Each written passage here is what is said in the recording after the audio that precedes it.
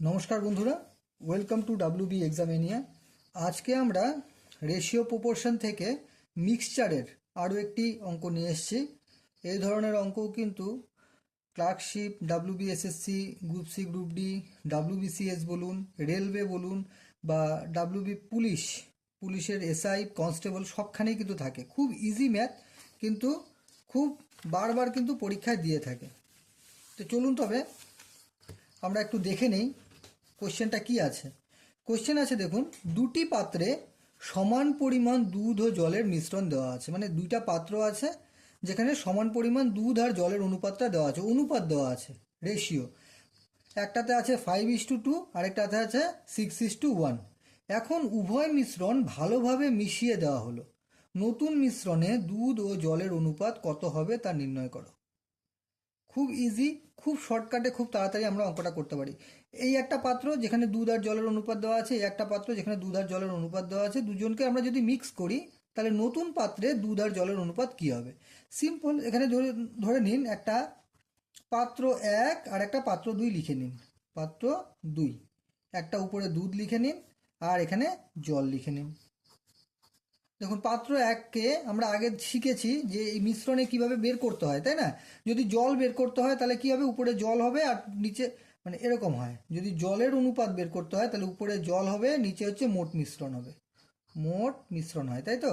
আর যদি দুধ হয় তাহলে উপরে দুধ হবে, নিচে কি হবে, সরি, মোট মিশ্রণ হবে।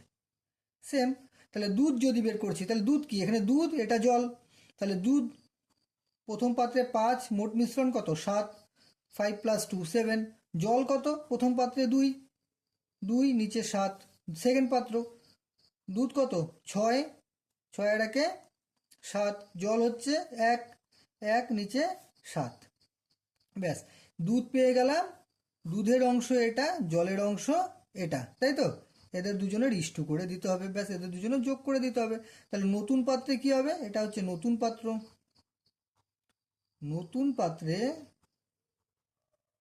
দুধ ইস্টু জল যদি করি তাহলে আমরা কি করব, 5-এর 7 যোগ 6-এর 7 ইস্টু 2-এর 7 যোগ 1-এর 7।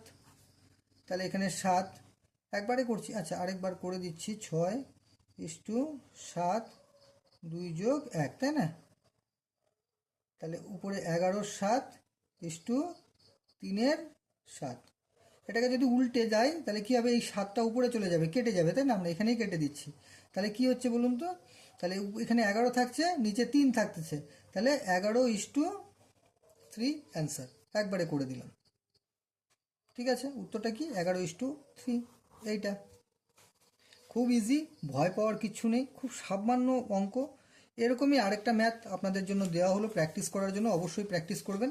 এখানে বলা আছে দেখুন, দুটি পাত্র দেওয়া আছে যেখানে দুধ আর জলের অনুপাতটা দেওয়া আছে। একটাতে আছে 3:2, আরেকটাতে আছে 4:1, ঠিক আছে? তাহলে জলের অংশ বের করতে গেলে, জলের অংশ যে কোনো একটা অনুপাতে, যে কোনো অনুপাতে জলের অংশ, উপরে জল হবে, নিচে হবে কি, মোট মিশ্রণ। সেম, যদি দুধের অংশ বের করতে হয়, দুধের অংশ উপরে দুধ হবে, নিচে নিচে হবে হচ্ছে মোট মিশ্রণ। এভাবে বের করে যোগ করে দিবেন। তাহলে এটার অ্যান্সারটা কী হবে অবশ্যই কমেন্টে জানাবেন। ধন্যবাদ।